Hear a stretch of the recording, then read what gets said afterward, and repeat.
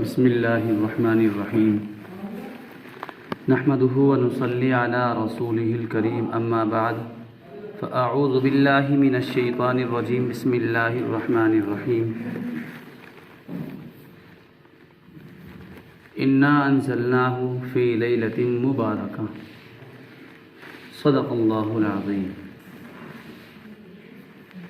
محترم دوستو، بزرگو، اللہ کا بڑا فضل ہے، اس کا احسان ہے کہ اس نے ہم سب کو ایمان والا بنایا، ایمان والوں کے یہاں پیدا کیا، اور ان سب سے بڑھ کر اللہ کا بڑا فضل یہ ہے کہ اللہ تبارک و تعالی نے ہمیں اپنے لاڈلے حبیب محمد الرسول اللہ صلی اللہ علیہ وسلم کی امت میں پیدا فرمایا۔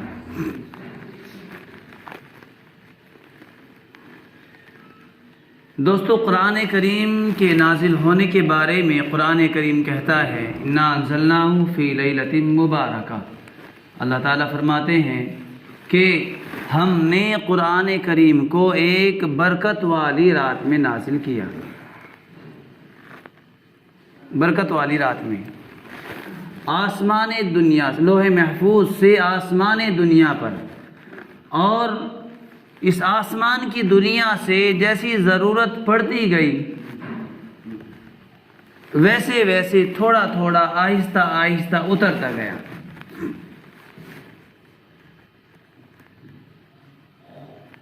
اب شب برات، یہ ابھی پرسوں شب برات ہے، 2 دن بعد، اور اس کے اندر ہم بہت ساری خرافات کو ایجاد کرتے ہیں، بہت ساری چیزیں بڑھا دیتے ہیں۔ ان میں سے کچھ چیزیں یہ ہیں جیسا کہ حلوہ بنانا اور مانڈے وغیرہ کرنا، یہ ساری چیزیں بالکل الگ ہٹ کے ہیں، شریعت سے ان کی کوئی ویلو نہیں ہے، اور ہم اس چیز کو، اس کام کو ہم ضروری سمجھ کر کرتے ہیں، ضروری سمجھ کر، اور اس کے کرنے پر یہ بھی کہا جاتا ہے، کہتے ہیں کہ آپ صلی اللہ علیہ وسلم کے دندان مبارک شہید ہو گئے تو اس وقت میں یہ حلوہ بنایا گیا تاکہ آسانی سے نوش کر سکے، لیکن وہ رات یہ نہیں تھی، دانت مبارک آپ صلی اللہ علیہ وسلم کے شہید ہوئے، لیکن وہ رات یہ نہیں تھی، وہ تو رمضان کے بعد میں جنگ احد میں ہوئے تھے، تو کوئی اس کی حیثیت نہیں ہے، یہ بس چلی چلائی ایک بات ہے جس کو ہم نے ایک دین کا حصہ سمجھ لیا ہے اور ضروری سمجھتے ہیں، ضروری سمجھ کر اس کام کو کرتے ہیں۔ اور ایسے ہی شب برات میں اس کو ایک تہوار کی طرح منانا، نئے کپڑے پہننا اور نہانا دھونا، یہ بھی نہیں ہے۔ صحابہ کرام سے ثابت نہیں، آپ صلی اللہ علیہ وسلم سے کسی حدیث سے ثابت نہیں۔ مذہب اسلام میں 2 تہوار ہیں، عید اور بقرعید، اور بعض احادیث میں جمعے کے دن کو بھی آپ صلی اللہ علیہ وسلم نے عید کے دن سے تعبیر کیا ہے، عید کے دن سے۔ بعض احادیث میں تو ہم جمعے کے دن بھی جو ہے خوشی بھی مناتے ہیں، نہاتے دھوتے صاف ستھرے کپڑے بھی پہنتے ہیں، اور عید بقرعید کے دن میں بھی اللہ کے رسول سے حدیث ہے کہ صاف ستھرے نئے کپڑے پہنیں، خوشبو لگائیں، عطر وغیرہ لگائیں اور خوشی منائیں۔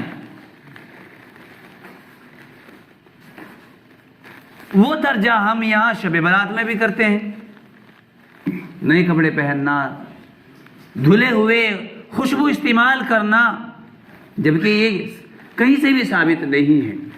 اور مذہب اسلام میں نہ رات کے کوئی تہوار ہیں، رات کا کوئی تہوار نہیں ہے، ہمارے یہاں ایسا نہیں ہے۔ لیکن یہاں سے نکلیں اور بعض شہروں میں چلے جائیں، آپ دہلی میں جا کر کے دیکھیں، بڑا جی منظر ہوتا ہے، سنا ہم نے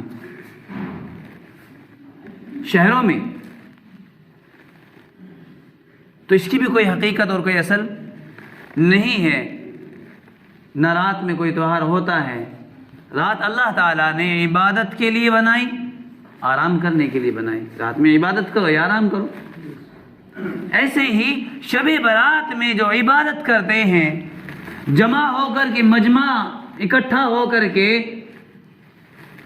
یہ بھی نہیں ہے۔ عبادت کریں تنہا اکیلے اپنے گھروں میں عبادت کریں، قرآن کریم پڑھیں، نوافل پڑھیں، دعائیں مانگے اللہ سے، توبہ استغفار کریں، بس۔ لیکن ایک مجمع بنا لینا، اور وہ جیسا کہ عورتوں میں بھی ہوتا ہے، شب برات میں صلاۃ التسبیح وغیرہ یہ جماعت سے پڑھتی ہیں، صلاۃ التسبیح وغیرہ جماعت سے، باقاعدہ ایک پڑھاتی ہے باقی پڑھتی ہیں، یا پھر یوں ہوتا ہے جس پہ پڑھنا آتا ہے وہ الگ کھڑی ہو کر کے بتاتی ہے، باقی سب پڑھتی ہیں جماعت سے ہی، ایسے ہوتے ہیں۔ جبکہ عورتوں کی الگ سے کوئی جماعت نہیں ہے، الگ سے عورتوں کی کوئی جماعت بھی نہیں ہے، نہ اس رات میں اکٹھا ہو کر جماعت کے ساتھ، مجمع کے ساتھ عبادت ثابت نہیں ہے، تنہا عبادت کریں۔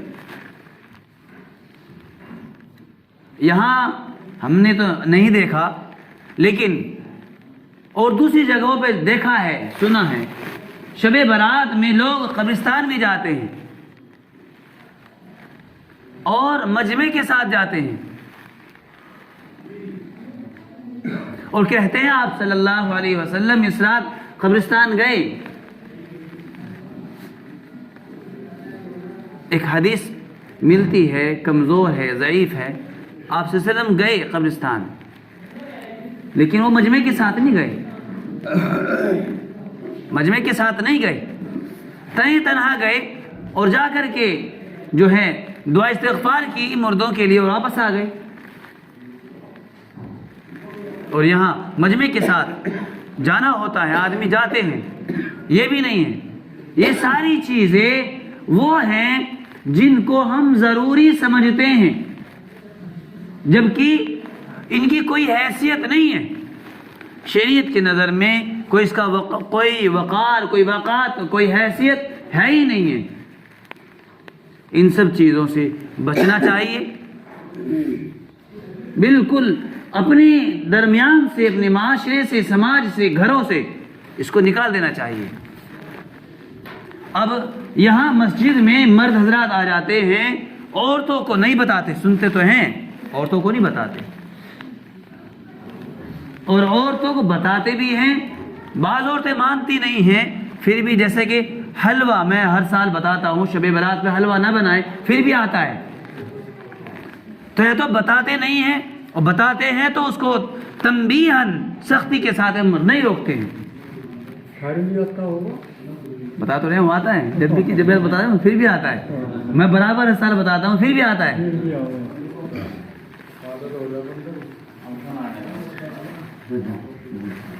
جب کسی چیز کے بارے میں بتا دیا جائے کہ یہ کام جو ہے شریعت کی نظر میں کچھ بھی نہیں ہے، اس کو چھوڑ دو، تو چھوڑ دینا چاہیے۔ اور کمال کی بات تو یہ ہے، کمال کی بات تو یہ ہے، ہم نماز پڑھنے کے لیے برابر کہتے ہیں اور حدیثیں سنتے بھی ہیں، لیکن اس پہ اتنا عمل نہیں ہوتا۔ اگر یہ جو بات میں نے کہی اب سے پہلے، حلوہ بنانے سے جو منع کیا ہے، اس کو نہ کہہ کر میں یہ کہتا کہ بھئی شب برات ہے، سب کو حلوہ بنانا ہے، تو شاید کہ ایک پتیلا ہمارے یہاں بھی بھر جاتا ہے، اتنا اس کا اہتمام کیا جاتا، اتنا اہتمام کیا جاتا۔ لیکن یہ کہا جاتا ہے کہ نماز ہر بالغ مرد عورت پر فرض ہے، اور نماز پڑھیں، اور خود بھی پڑھیں، بچوں کو بھی پڑھائیں۔ خود ہی آنے کو تیار نہیں ہے، مسجد خالی ویران نظر آتی ہے۔ بسا اوقات نماز کا وقت بالکل عین وقت ہو جاتا ہے اور نمازی مسجد نظر نہیں آتے۔ جو چیز ضروری ہے اور جس کے بغیر کوئی کام نہیں ہے، کوئی چارہ کار نہیں ہے، اس کو بتاتے بتاتے اور سنتے سنتے ہمارے کان بھی سن ہو گئے ہیں، لیکن عمل کرنے کے لیے ہم تیار نہیں ہیں۔ کوئی باہر سے بزرگ آ جائے، علماء آ جائیں، عالم آ جائے، مساجد میں ائمہ حضرات ہیں، کتاب احادیث کی موجود روزانہ تعلیم ہوتی ہے اور نماز کے بارے میں حدیث پڑھی جاتی ہے، بتائی جاتی ہے، پھر ہم عمل کرنے کے لیے تیار نہیں۔ اس نماز کو ہم اپنی زندگی میں لانے کے لیے پھر تیار نہیں۔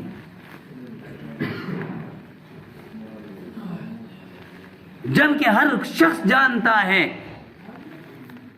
کہ موت آنی ہے اور موت سے کوئی بچ کر نہیں بھاگ سکتا اور نہ بھاگا۔ موت سے نہ تو کوئی بچ کر بھاگا اور نہ ہی بھاگ سکتا ہے۔ دنیا میں ہزاروں سال زندگی پانے والے لوگ گزرے ہیں لیکن دنیا سے گئے، موت نے ان کو بھی اپنے شکنجے میں جکڑا ہے۔ موت کے شکنجے سے وہ بھی نہیں بچ پائے، جی نہیں بچ پائے۔ اور جانتے ہیں کہ بھئی موت آنی ہے اور مرنے کے بعد میں سوالات ہونے ہیں اور نماز کے بارے میں پوچھ ہوگی۔ جس کی نماز صحیح ہوگی وہ کامیابی کی طرف ہے، اور جس کی نماز صحیح نہیں، پوری نہیں ہے، تو اس کے لیے ہلاکت ہے۔ پھر بھی ہم عمل کرنے کے لیے تیار نہیں ہیں، اتنا سننے کے بعد بھی۔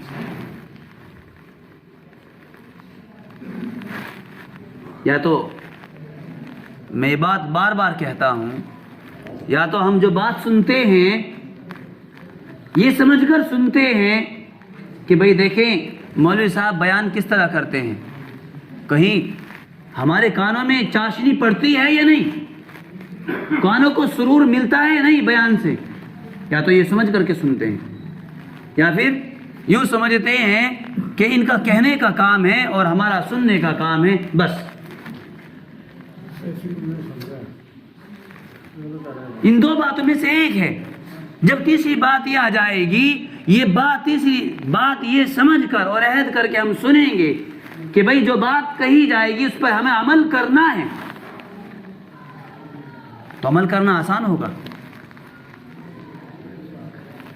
کھانے کے بغیر آدمی یہ سمجھتا ہے کہ کام چلنے والا نہیں ہے، جی، اور کھانا لانے کے لیے، کھانا کھانے کے لیے کاروبار ضروری ہے۔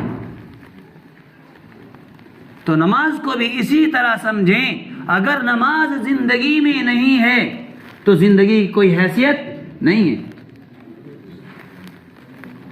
زندگی کوئی وقعت نہیں ہے۔ تو دوست اپنی زندگی میں یہ چیز داخل کر لیں کہ ہمیں کام کے وقت میں کام ہو، نماز کا وقت آ جائے تو کام بعد میں، کام کی وجہ سے نماز کو نہ چھوڑا جائے، کام کی وجہ سے، کاروبار کی وجہ سے، کھیتی باڑی کی وجہ سے نماز کو ترک نہ کیا جائے، نماز کو نہ چھوڑا جائے۔ نماز کی وجہ سے کام چھوڑ جائے کوئی حرج کی بات نہیں ہے۔ کام کی وجہ سے نماز کو چھوڑنا یہ بڑا نقصان ہے، بڑی خرابی ہے۔ یہ ایسا نقصان ہے کہ جس کی بھرپائی نہیں۔ اور اگر ہم نماز کو وقت پر پڑھیں، نماز کی وجہ سے ہمارا کام چھوٹ جائے، اس کی بھرپائی ہو سکتی ہے، کام چل سکتا ہے۔ اور بھرپائی نہیں، خالص بھرپائی نہیں، اضافے کے ساتھ میں ہوگی انشاءاللہ۔ تو دوستو اپنی زندگی میں نماز کو اول وقت میں لے کر کے آئیں کہ کام دور جائے، نماز کے وقت میں نماز اور کام کے وقت میں ہو۔ یہ اپنی زندگی کا عین مقصد بنا لیں. کریں نہیں؟ اللہ تعالی ہم سب کو عمل کرنے کی توفیق عطا فرمائے. اور یہ جو خرافات ہمارے درمیان میں موجود ہے شب برات کے تعلق سے، اس کو بھی ختم کرنے کی کوشش کریں. کوشش نہیں، ختم ہی کر دیں. اللہ تعالی ہم سب کو عمل کرنے کی توفیق عطا فرمائے.